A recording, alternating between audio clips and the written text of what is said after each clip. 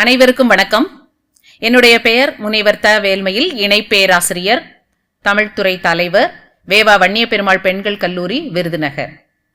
இளங்கலை 3ஆம் ஆண்டு பாடத்தில் சங்க இலக்கிய பாடத்தை இன்று பார்க்க இருக்கின்றோம். சென்ற வகுப்பில் நற்றிணை குறித்து நாம் ஒரு பாடல் பார்த்தோம். இன்றைய வகுப்பில் குறுந்தொகை குறித்த செய்திகளை காண இருக்கின்றோம். குறுந்தொகை என்பது 8 தொகை இலக்கியத்தில் அக இலக்கியமாக சொல்லப்படுவது. இதனை ஒரு பழம்பாடலில் நல்ல குறுந்தொகை என்ற அடைமொழியோடு கூறப்படுகின்றது. அதன் மூலமாகவே இதனுடைய சிறப்பை நாம் அறிந்து கொள்ள முடியும். இந்த நூல் அகப்பொருளை பற்றியது, குறுகிய பாடலடிகளை உடையது. குறுகிய 4 அடி முதல் 8 அடி வரையுள்ள பாடல்களை கொண்டதாக இந்த நூல் அமைகின்றது. இந்த நூலை தொகுப்பித்தவர் பூரிக்கோ என்கின்ற மன்னன். இதை தொகுத்தவர் யார் என்பது தெரியவில்லை. இந்த பாடல்களை பாடியோருடைய எண்ணிக்கை மொத்தம் 206 பேர். இப்பாடல்களில் மக்களுடைய அன்பு வாழ்க்கை, அரசியல் வாழ்க்கை, அங்குள்ள ஊர்களின் பெயர்கள், நகரங்கள், அங்கு வாழ்கின்ற மக்களினுடைய பழக்க வழக்கங்கள், அவர்கள் பயன்படுத்துகின்ற உவமைகள், கருப்பொருள்களாகிய விலங்குகள், பறவைகள், மரவகைகள் முதலியவற்றையெல்லாம் இந்த நூலில் நாம் அறியலாம். மேலும் மிக முக்கியமாக குறுந்தொகையில் ஆங்காங்கே வரலாற்று செய்திகளும் சொற்சுவையும் பொருட்சுவைகளும் படிப்போர்க்கு இன்பம் தருவனவாக அமைகின்றன.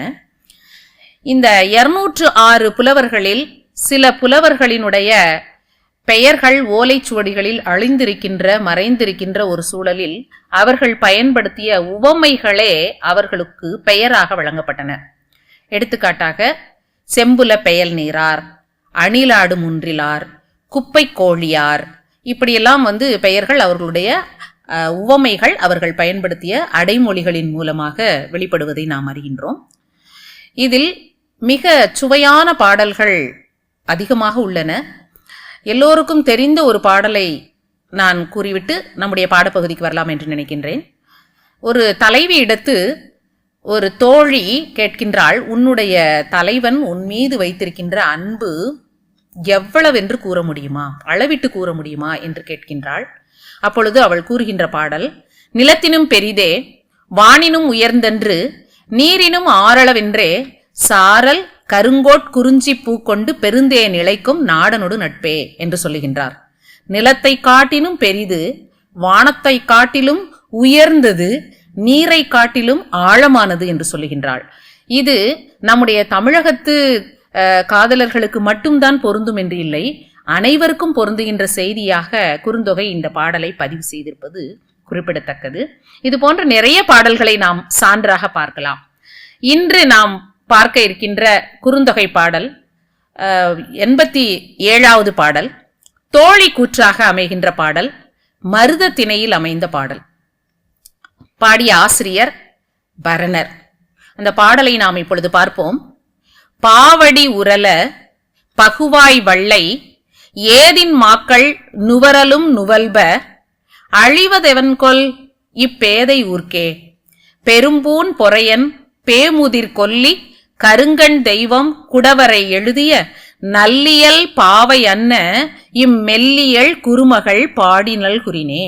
இதனுடைய ஆசிரியர் பரணர். இது மருத திணையில் அமைந்திருக்கின்ற பாடல். இதனுடைய துறை என்று பார்த்தோமானால், தலைமகன் சிறைப்புறத்தானாக நிற்கின்றான். தலைவியை காண்பதற்காக வருகின்றான். அவன் இரவுக்குறியில் சென்று கொண்டே இருக்கின்றான். அவனுக்கு வரைவு குறித்த செய்தியை அறிவுறுத்த வேண்டும் என்பது தோழியோட எண்ணம். அதனால தோழி அவன் வந்ததை அறியாதவள் மாதிரி பாவனை செய்து கொண்டு தானே தன்னுடைய நெஞ்சிற்கு கூறுவதாக அமைகின்றது இந்த துறை. நெஞ்சிற்கு கூறுவதாகவும் அமையலாம், பாங்காயினருக்கு கூறுவதாகவும் அமையலாம். இந்த பாடலில் அவள் சொல்லுகின்ற விஷயம் என்னவென்றால், என்னுடைய தலைவியாகிய மெல்லியல் குறுமகள் தலைவன் புகழை வள்ளைப்பாட்டில் பாடினாள். வள்ளைப்பாட்டு என்று சொல்லப்படுவது பெண்கள் நெல் அவல் போன்றவற்றை உரலில் போட்டு இடிக்கும் போது பாடுகின்ற பாடல். நாம பேச்சு வழக்குல சொல்லுவோம், சில வேலைகளை ஆடி பாடி வேலை செய்தால் அலுப்பு இருக்காது என்று. இவர்கள் பாடிக்கொண்டே அந்த நெல்லை குற்றுகிறார்கள். அப்படி குற்றுகின்ற அந்த நெல் குற்றுகின்ற போது பாடுகின்ற பாடலுக்கு பெயர் தான் வள்ளைப்பாட்டு. இந்த வள்ளைப்பாட்டுல தலைவனுடைய புகழை பாடலாம், அரசனுடைய புகழை பாடலாம், இறைவனுடைய புகழை பாடலாம். இங்கு தலைவி தன்னுடைய தோழியரோடு சேர்ந்து வள்ளைப்பாட்டு பாடுகின்றாள். அவ்வாறு பாடும் பொழுது அவள் பாடினால் என்ன, இந்த ஊராருக்கு அதனால என்ன அழிவு வந்தது? ஒன்றுமில்லையே. ஏன் இந்த ஊரார் அவள் பாடுவதை கேட்டு அலர் தூற்றுகின்றார்கள்? இப்படி அலர் தூற்றுவது அறிவற்ற செயலாக இருக்கின்றதே என்று கூறி ஊரார் அலர் தூற்றுதலை தலைவனுக்கு அறிவுறுத்துகின்றாள். தலைவன் இதை கேட்ட பின்பு வரைந்து கொள்ள வேண்டும் என்கின்ற எண்ணம் அவனுக்கு ஏற்படுதல் வேண்டும். வரைதல் என்றால் திருமணம் என்று பொருள். வரைந்து கொள்ளுதல், திருமணம் செய்து கொள்ள வேண்டும் என்ற எண்ணத்தை தூண்டுவதாக இந்த பாடல் அமைகின்றது. தலைவனோடு தலைவிக்கு உள்ளதாகிய இந்த நட்பினை இவ்வூரார் அறிந்து அலர் தூற்றுதலால் இனி நீ வரைந்து கொள்ளுவதே சிறப்பு என்று உணர்த்துகின்றாள். அதுதான் இந்த பாடல். இந்த பாடல் திரும்பவும் சொல்லுகின்றேன். பாவடி உரல பகுவாய் வள்ளை ஏதின் மாக்கள் நுவரலும் நுவல்ப அழிவதெவன்கொல் இப்பேதை ஊர்க்கே பெரும்பூன் பொறையன் பேமுதிர் கொல்லி கருங்கண் தெய்வம் குடவரை எழுதிய நல்லியற்பாவையன்ன இம்மெல்லியர் குறுமகள் பாடினல் குறினே. இந்த பாடலுடைய பொருளை பார்த்தோம் என்றால், பெரிய அணிகலன்களை உடைய சேரனுக்கு உரிய அச்சம் மிகுதற்கு காரணமான கொல்லிமலையிலே உரைகின்ற கரிய கண்களை உடைய தெய்வம், அந்த மலையின் மேற்கு பக்கத்தில் வரைந்த நல்ல இயல்பினை உடைய கொல்லிப்பாவை, அந்த கொல்லிப்பாவையை போன்ற அழகினை உடையவள் என்னுடைய தலைவி என்று சொல்லுகின்றாள். இங்கு ஒரு வரலாற்று செய்தி நமக்கு சுட்டப்படுகின்றது. என்னவென்றால், இந்த கொல்லிமலை என்பது இந்தியாவினுடைய இன்றைய நிலையில் தெற்கு பகுதியில் தமிழ்நாட்டில் இன்றைய நாமக்கல்லுக்கு ஒரு 55 கிலோமீட்டர் தொலைவில் அமைந்திருக்கின்ற ஒரு இடம் இந்த கொல்லிமலை. இதற்கு ஏன் இப்படி ஒரு பெயர் வந்தது என்றால், கொல்லும் தன்மையினை உடைய நோய்களையெல்லாம் தீர்க்கத்தக்க மூலிகைகள் அதிகமாக இருக்கின்ற பகுதி. அதனாலதான் இதற்கு பெயர் கொல்லிமலை என்று அழைக்கப்பட்டது. இங்க இதை அரசாட்சி செய்து வந்த குறுநில மன்னன் வல்வில் ஓரி என்று சொல்லப்படுபவன். இந்த வல்வில் ஓரியினுடைய மகள் கொல்லிப்பாவை என்று அழைக்கப்பட்டாள். அவள் மிகுந்த அழகினை உடையவள், சிறந்த அழகினை உடையவள். இந்த கொல்லிமலை மிகுந்த வளம் வாய்ந்தது. பெருஞ்சேரல் இரும்பொறை என்கின்ற சேரன் இந்த கொல்லிமலையை ஆட்கொள்ள வேண்டும், கவர்ந்து கொள்ள வேண்டும், தன்னகப்படுத்திக் கொள்ள வேண்டும் என்கின்ற ஆவல் உடையவனாக இருந்தான். அதனால் வல்வில் ஓரி மிகுந்த வில்லாற்றலில் வலிமையுடையவன். அதனால அவனை எதிர்ப்பது கடினம். குறுநில மன்னனாக இருந்தாலும், கடையெழு வள்ளல்களில் ஒருவனாக இருந்தாலும் அவனை எதிர்ப்பது கடினம் என்பதால் பிற சிற்றரசர்களை அவனோடு துணைக்கு அழைத்துக் கொண்டான். அப்படிப்பட்ட சிற்றரசர்களில் ஒருவன் காரி, மலையமான் திருமுடிக்காரி என்கின்ற குறுநில மன்னன். அவனும் கடையெழு வள்ளல்களில் ஒருவனாக சொல்லப்படுபவன். அவனும் அதியமான் போன்றோரும் பெருஞ்சேரல் இரும்பொறையும் சேர்ந்து வல்வில் ஓரியை வெற்றி கொண்டதோடு மட்டுமல்லாமல் அவன் இறந்து பட்டான். பின்பு அந்த பகுதியை, கொல்லிமலை பகுதியை அவன் கைப்பற்றி கொண்டான். இந்த கொல்லிமலைக்கு ஒரு வரலாறு ஒன்று. கொல்லிப்பாவை என்று இதுல நாம சொல்லியிருக்கிறோம். அந்த கொல்லிப்பாவையினுடைய இயல்பு என்ன என்றால், அங்கு இருக்கின்ற நிறைய சித்தர்கள் வாழ்கின்ற அந்த பகுதியில அசுரர்களினுடைய தொல்லைகள் அதிகமாக இருந்தது. அவர்கள் தவம் மேற்கொள்வதற்குரிய அந்த வழிமுறைகளில் இருந்து மாறுகின்ற ஒரு சூழல் ஏற்பட்டதனால அந்த சித்தர்கள் எல்லாம் அந்த மூலிகைகள் போன்றவற்றை வைத்து வடிவமைத்து அவர்கள் வைக்கின்ற ஒரு பாவை, பதுமை. இந்த பதுமையை விஸ்வகர்மா என்று சொல்லப்படுகின்ற தேவதச்சனால் வடிவமைக்கப்பட்ட ஒரு பாவை. இந்த பாவை மிக அழகுடையதாக இருக்கும். அசுரர்களினுடைய அந்த மனம், அவர்களுடைய உடல் மனம் பார்க்கும் போதே அது என்ன செய்யும் அப்படின்னா நகைக்கும். இப்ப நகைக்கும் போது அது மிக அழகாக இருக்கின்றது என்று காம உணர்வினை ஏற்படுத்துவதாக தோன்றும். அதனுடைய அருகில் யாராவது சென்று தொட்டு பார்க்க வேண்டும் என்றோ பக்கத்தில் செல்ல வேண்டும் என்றோ நினைத்தால் அந்த பாவையானது அவர்களை நகைத்தே அழித்து கொல்லுகின்ற தன்மை உடையது. அதனால அசுரர்களினுடைய பயம் இல்லாமல் சித்தர்கள் அங்கு நல்ல நிலையில் வாழ்ந்து வந்தார்கள். அதற்காக பயன்படுத்தப்பட்ட ஒன்றுதான் இந்த கொல்லிப்பாவை என்று சொல்லப்படுவது.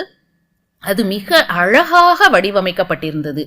இப்போ இந்த தலைவியை சொல்லுவதற்கு தோழி சொல்றா அழகான பெண் என்பதை சொல்லுவதற்கு அந்த சேர மன்னனுடைய வல்வில் ஓரியுடைய கொல்லிமலையில் இருக்கின்ற கொல்லிப்பாவை மாதிரி அழகினை உடையவள் என்னுடைய தலைவி என்று அவளுடைய தலைவியினுடைய புகழை வியந்து சொல்லுகின்ற போது ஒரு வரலாற்று உவமையை அங்கு அழகாக பயன்படுத்தியிருக்கின்றாள். அவள் அந்த தலைவனுடைய பெயரை புகழ்ந்து பாடிக்கொண்டே அந்த வள்ளைப்பாட்டு ஏற்கனவே சொன்னேன், அதாவது உரலில் போட்டு இடிக்கப்படுகிறது. இப்போ உரல் இல்லை அப்படின்னாலும் மலைப்பகுதியில அந்த நெல்லை அந்த மலைப்பகுதியில் வைத்து தன்னுடைய கால்களால் அப்படியே தள்ளிக்கொண்டே அவர்கள் என்ன செய்தார்கள், அதை இடித்துக் கொண்டிருந்தார்கள். அப்படி இடித்துக் கொண்டிருக்கும் போது பாடல் பாடிக்கொண்டிருந்தார்கள். அந்த பாடியவள் யார் என்றால் அந்த தலைவியினுடைய பாடலை கேட்டு அங்கிருக்கின்ற மற்ற தோழியரோ அல்லது அயலவரோ அலர் தூற்றுகின்றனர் என்று சொல்றார். ஏனென்றால் யாருடைய புகழை பாடினார்கள் என்றால் தலைவனுடைய புகழை பாடினாள். இப்ப தலைவனை புகழை பாடும்போது இவர்களெல்லாம் என்ன நினைக்கின்றார்கள், இவ்விருவருக்கும் தொடர்பு உண்டு என்று மற்றவர்களிடத்து அலர் தூற்றுகின்றார்கள் அப்படின்னு சொல்றார். அந்த உலக்கை பாட்டுல இதுதான் சொல்லப்படுகின்ற விஷயம், இதுதான் பாடலுடைய பொருள். அப்ப இதை மையமாக கொண்டு இந்த பாடல் அமைந்திருக்கின்றது. ஆனா இதுல வரைதல் என்று சொல்லப்படுவது குறிஞ்சிக்கு உரியதாக இருந்தால் கூட திணை மயக்கம் என்பது ஏற்படும் என்பது ஒரு சில பாடல்களில் நாம் தொல்காப்பியருடைய மரபுப்படி சுட்டி காட்டப்படுகின்றது. அந்த அமைப்புல இதனுடைய திணை மருத திணை பாடிய ஆசிரியர் பரணர். ஆனால் துறை வரைவு வேண்டல். தலைவன் சிறைப்புறத்தானாக இருக்கும்போது தோழி அவன் அறிதல் வேண்டும், இங்கு நடக்கின்ற அந்த செயல்முறைகளை அவன் அறிதல் வேண்டும், தலைவிக்கு எத்தகைய இடர்பாடுகள் இருக்கின்றது என்பதனை தெரிந்து கொள்ளுதல் வேண்டும் என்பதற்காக இந்த பாடலை அவள் பாடுகின்றாள். இதுல ஒரு அழகான வரலாற்று உவமையையும் இணைத்து சொல்லியிருக்கின்றார். இது இந்த பாடலுடைய சிறப்பாக கருதப்படுகின்றது. நன்றி.